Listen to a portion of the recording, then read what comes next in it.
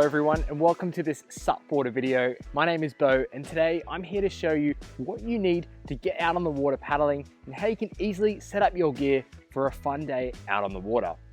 So let's get started. Out in front of us here is pretty much all the gear that you are going to need to get yourself on the water. Of course, we've got our board.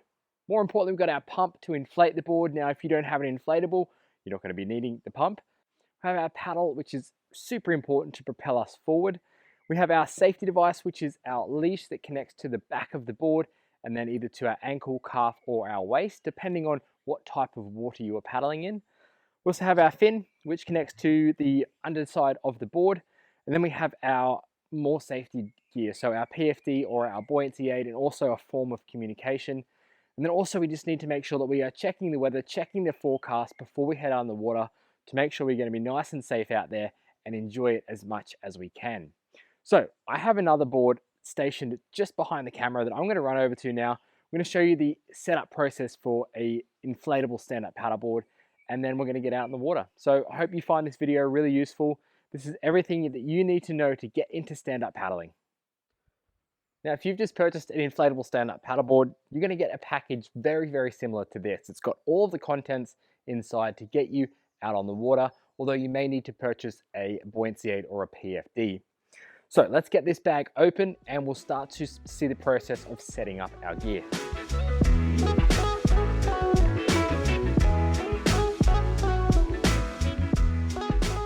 So once your gear is all out of the bag, it's time to unroll the board for the inflation.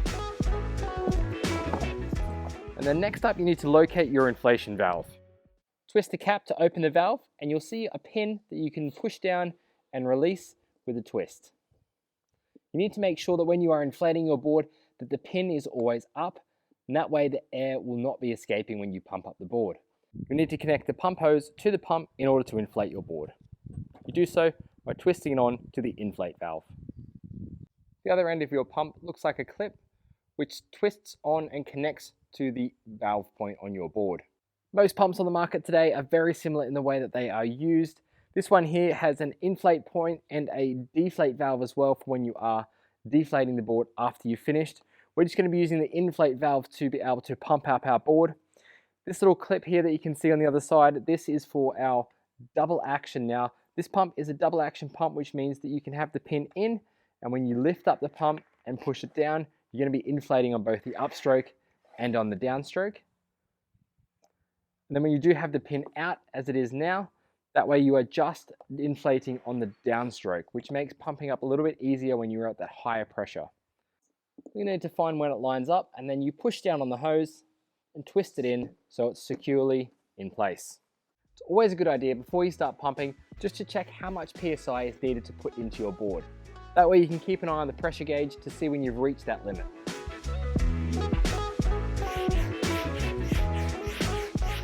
When pumping up your board, you can place 1 or 2 feet on the pump feet, and then you can lift up your pump and push down. When the pumping does start to get a little bit tough, remember, do change that single action or double action pin. You can either pop it out or change the dial depending on what type of pump you have. Then when you do go back to pumping, it's going to be a little bit easier. However, a really good technique to do is to move up and down with your knees and keep your arms nice and straight.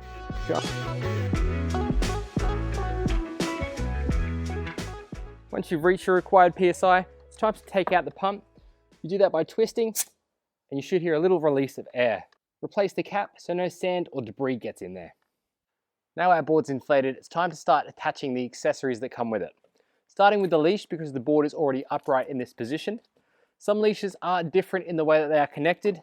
With this one, we just have a string which we feed through, and then the Velcro part of the leash feeds all the way through there.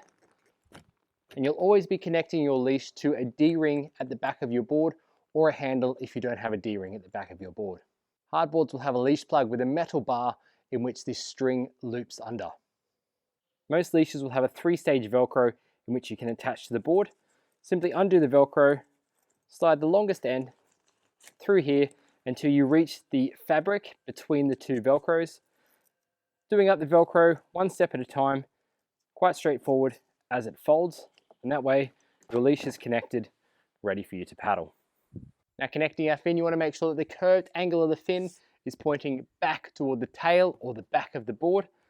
That's going to offer you the best performance on the water. It's going to keep you tracking in a straight line as well.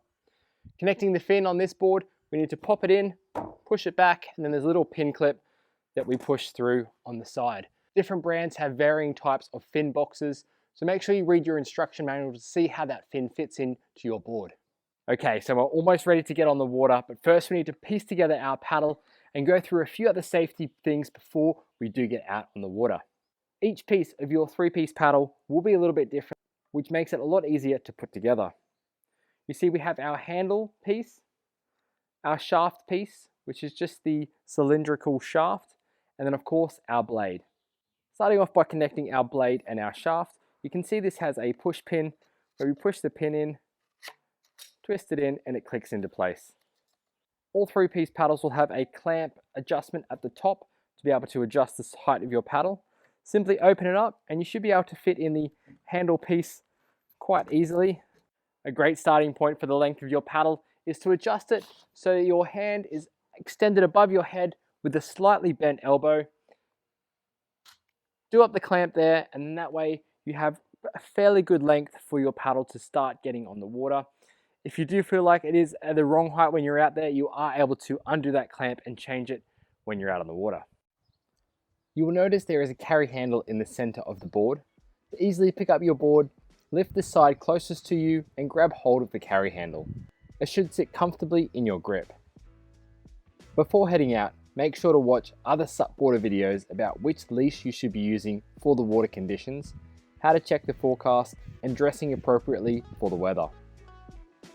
You can find out more information in our Getting Started section on the website. So there we have it, our board's inflated, we're ready to hit the water for a great day of fun. Now this video would be very useful if this is your first time stand-up paddling, or if you just need a little reminder of how to set up your gear. We really hope that you did find this useful and helpful. Please do leave some comments below if you have any questions. We'll be happy to answer those for you. Thanks so much for tuning into this SUPboarder video, and we'll see you again on another one really soon.